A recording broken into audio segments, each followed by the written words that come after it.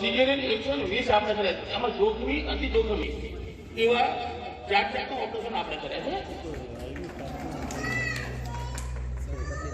આપણી લેબની અંદર જે આપણે લેબ બનાવી સરકારે કે આપણે 33,000 રિપોર્ટ એક વર્ષમાં થયા છે.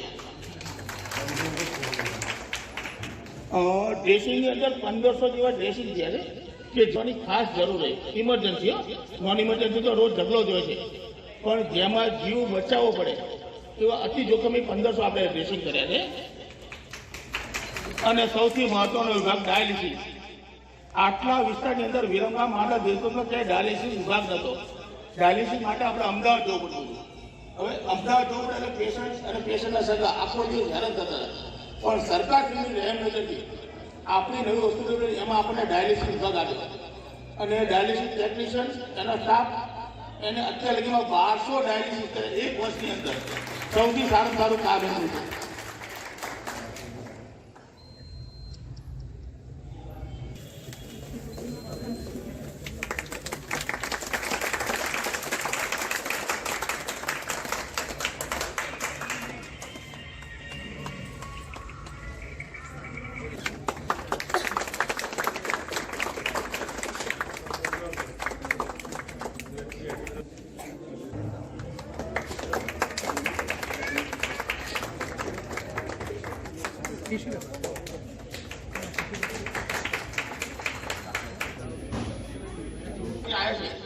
એનું નામ ઉજળું કરવા માટેનો જો કંઈ તાકાત હોય એ સૌનો આભાર માનું છું.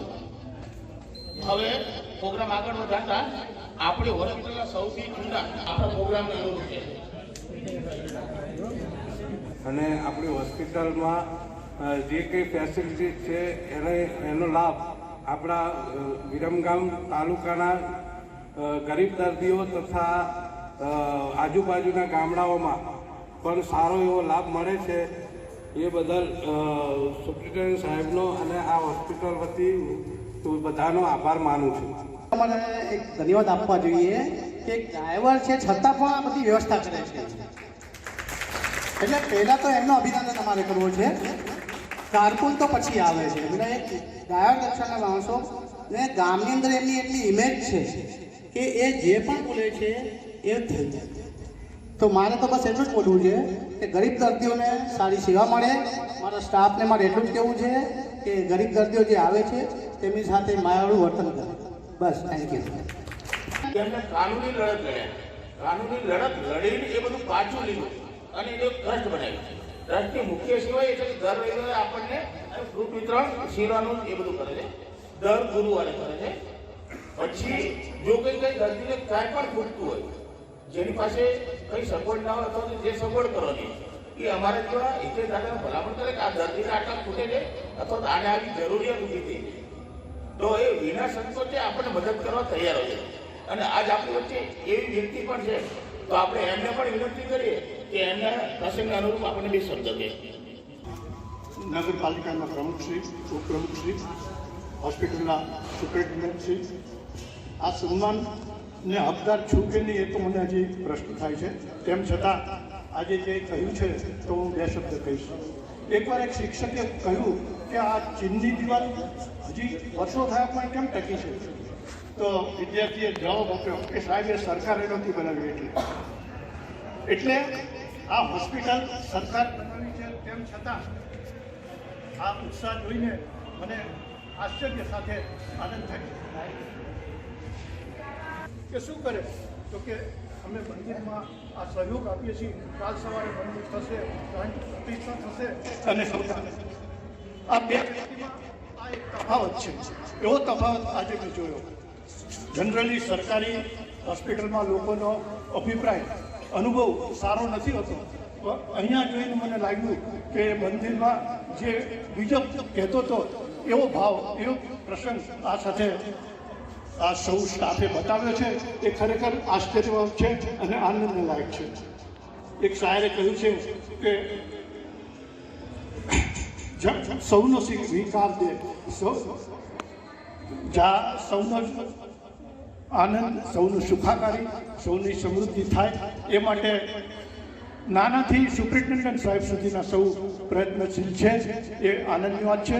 સુપ્રિન્ટેન્ડન્ટ સાહેબ સાથે અમે એમની ચેમ્બરમાં વાત કરી, ઘણા પ્રભાવિત થયા. આવી વ્યક્તિ જો વિરમગામમાં લાંબો ટાઈમ રહેશે તો મને લાગે છે કે તાલુકામાં નહીં પણ જિલ્લામાં પણ વિરમગામ હોસ્પિટલનું નામ સુવર્ણ અક્ષરે લખાશે. આપ સૌએ મને બોલાવ્યો એ માટે આપતા હતા. આવે છે તો કમાન્ડર સાહેબ લોકો બે શબ્દ એમની ભાષામાં કહે. દિલચસ્પતામાં પહેલો તો એક શબ્દ વાપરીશ કે કોઈ એવું કહ્યું ત્યારે જઈએ આગળ કે એક ડ્રાઈવર, ખરેખર એ સાચા ડ્રાઈવર છે કે અત્યારે આપણું સંચાલન કરે. અને હોસ્પિટલની અંદર રાત્રે 12 વાગે પણ એમને અમે ફોન કરીને જાણ કરીએ છીએ. ત્યારે ફેબ્રુઆરી 2022ના દિવસે આનું આપણે લોકાર્પણ કર્યું. આ 17 ફેબ્રુઆરી 2023 એટલે 1 વર્ષ આપણે પૂર્ણ કરી છે. એના પ્રસંગે આપણે સૌ ભેગા થયા છીએ. એના માટે આપણી વચ્ચે નગરપાલિકાના પ્રમુખ શ્રી ચેતનભાઈ આવ્યા છે, ઉપપ્રમુખ શ્રી દીપાબેન આવ્યા છે, આપણા સુપ્રિન્ટેન્ડન્ટ છે, હિતેશ દાદા છે, બાજુભાઈ દિલીપભાઈ છે, પંકજ કાકા છે. બધા આપણા આમંત્રિત મહેમાનો છે. અને હવે આપણે આપણો પ્રોગ્રામ ચાલુ કરીએ છીએ. મહેમાનોનો પરિચય તો મેં આપી દીધો છે. તો સૌથી પહેલા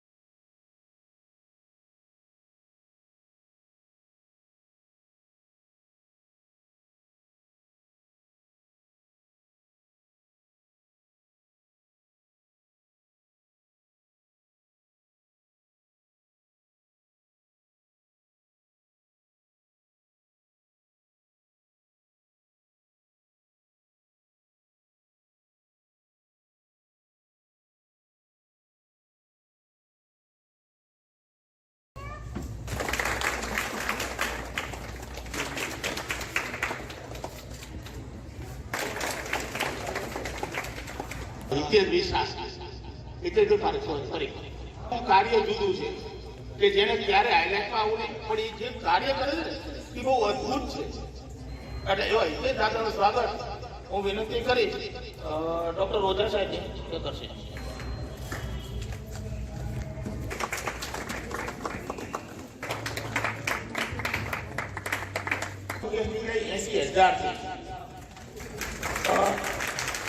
$7,000 આપણા ઇન્ડોર પેશન્ટ છે કે જેને આપણે ટ્રીટ અંદર રાખી કરવાની જેને જરૂર હતી એવા છે. 757 નોર્મલ ડિલિવરી કે જેનું ઓપરેશન નથી કરવું પડ્યું એ આપણે 757 કરી છે. સિઝેરિયન 120 આપણે કર્યા છે. એમાં જોખમી અતિ જોખમી એવા 4 ઓપરેશન આપણે કર્યા છે. આપણી લેબની અંદર જે આપણે લેબ બનાવી સરકારે કે આપણે 33,000 રિપોર્ટ એક વર્ષમાં થયા છે. ડ્રેસિંગની અંદર 1500 જેવા ડ્રેસિંગ થયા છે કે જેની ખાસ જરૂર છે. ઇમરજન્સી નોન ઇમરજન્સી મીટિંગ હોય ઘણું બધું ચાલતું હોય કારણ કે એવું નથી કે અહીંયા જાઓ તો તમે થઈ જાય. આટલામાં છે જ નહીં. ઘણી યોજનાઓ ઘણા બધા તાલુકાઓમાં ચાલુ થઈ ગઈ પહેલું આપણું હતું. પણ આપણે અહીંયા નહોતું. દર્દી એવું હોય કે એને તમારે બસમાં લઈને જાય તો તમારે પ્રાઇવેટ વ્હીકલમાં જ લઈ જવું પડે. અમે ઈચ્છા કરીએ કે સુપરિન્ટેન્ડન્સી કરે કારણ કે અમને જ છે તમે લોકો જાણે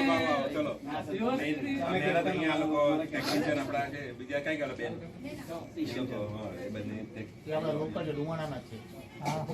આણંદ હતા, આણંદથી પાછું હું લાવ્યો. 3 મહિના ટ્રેનિંગમાં મૂક્યા આઈટીડીમાં. આણંદથી પાછા લાયા, વિરમગામથી પાછા 3 મહિના મોકલ્યા.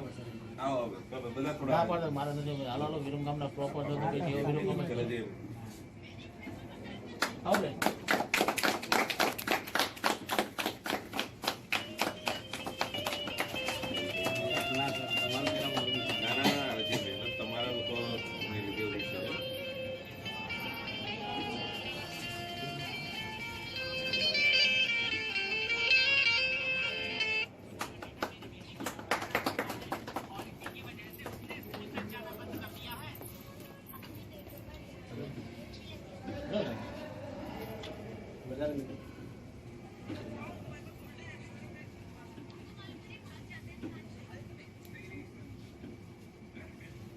લઈ લો સ્ટાફ લઈ લો હવે કોઈ વાંધો નહીં.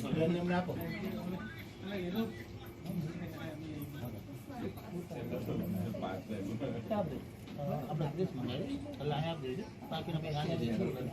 નીચે ફ્રૂટ ભરેલા પડીને 4-5 થેલી લેતો અત્યારે ફટાફટ લઈને 5 કાકા ક્યાં પડ્યું ભરેલું ત્યાં નીચે જ પડ્યું જલ્દી ફટાફટ લઈને આ લોકો જે બધા ફ્રૂટ પીધું કરાય બાકીનો પછી આપણા 4 વાગે ઇન્ડોર કરી અત્યારે આ છે એટલે માનો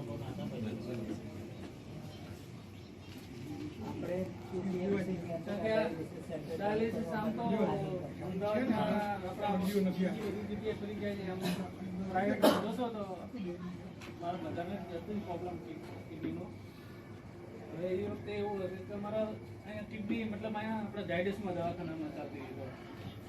એ છે મારા ડૉક્ટર અહીંયા એ ટાઈમે હું જતો હતો પોતે લઈને જ જતો હતો.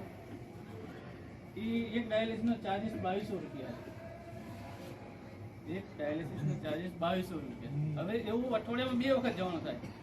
ડાયાલિસિસ 2 વખત આવે એક સપ્તાહમાં.